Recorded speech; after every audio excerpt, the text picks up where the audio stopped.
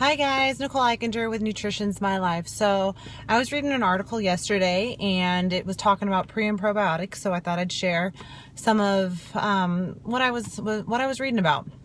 So a prebiotic is a fiber. It is something that is undigestible, and we don't use it for calories, and we will not use it for our spikes in blood sugar. So it has no effects on us immediately, but what it will do, it will feed our good bacteria in our gut, our probiotics. So that prebiotics, that vegetable fiber, that whole grain fiber, that fiber from legumes will feed the good bacteria that we have in our gut.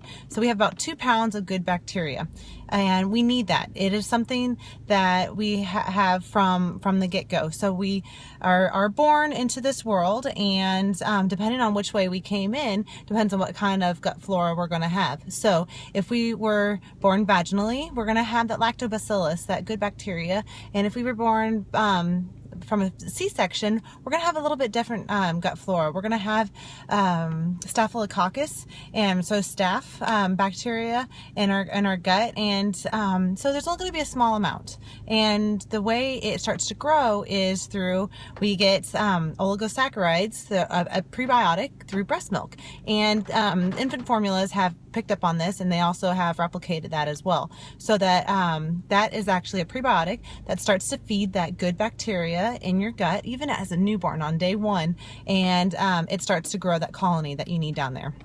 So it's your own little ecosystem that you have down there in your gut, and so it's so important to feed it. So why is it important to feed that good bacteria, that probiotics?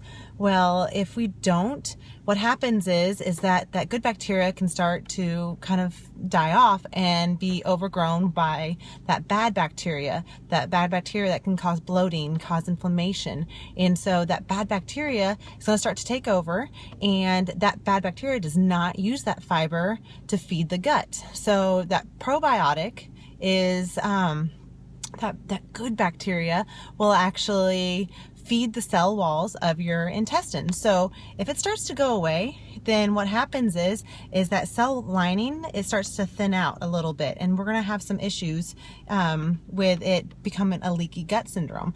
So things are going to start going through the cell wall because that bad bacteria is now overgrowing, and that crazy thing is with having a bad bad bacteria in your gut, it actually can mess with the neurons, the neurotransmitters that send the signals up to your brain, and you can actually get depressed from having bad bacteria in your gut, from not eating that fiber, from not feeding that probiotics, and also it can give you anxiety, and it just messes with your mood. Not only just that, it can actually lead to irritable bowel syndrome, so IBS, Crohn's disease, ulcerative colitis, obesity and diabetes. And so what we want to do is feed that gut with that good bacteria, making sure that that bacteria is feeding that cell wall.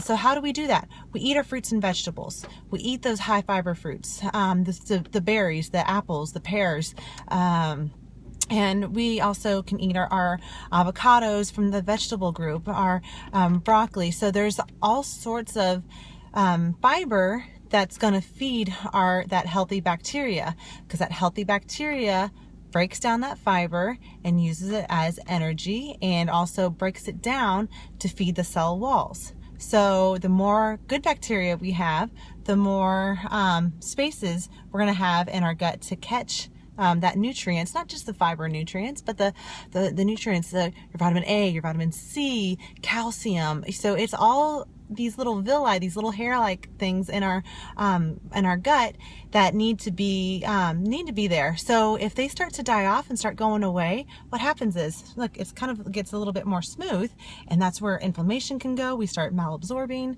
So high fiber, and we end up having better gut health. So you can also introduce the good bacteria, especially if you've been on antibiotics. So for example, yogurt, Greek yogurt is my favorite, the plain, the big tubs of it, non-fat Greek yogurt. There's kefir as another fermented one. There's like I said, there's all sorts of different things out there that we can eat that's going to replenish that good bacteria. And it takes just 3 days. 3 days for that good bacteria to go away if we're having a poor diet. So high fiber, high fiber, high fiber. I hope you all enjoyed this. I hope y'all learned something, and we'll talk to y'all soon.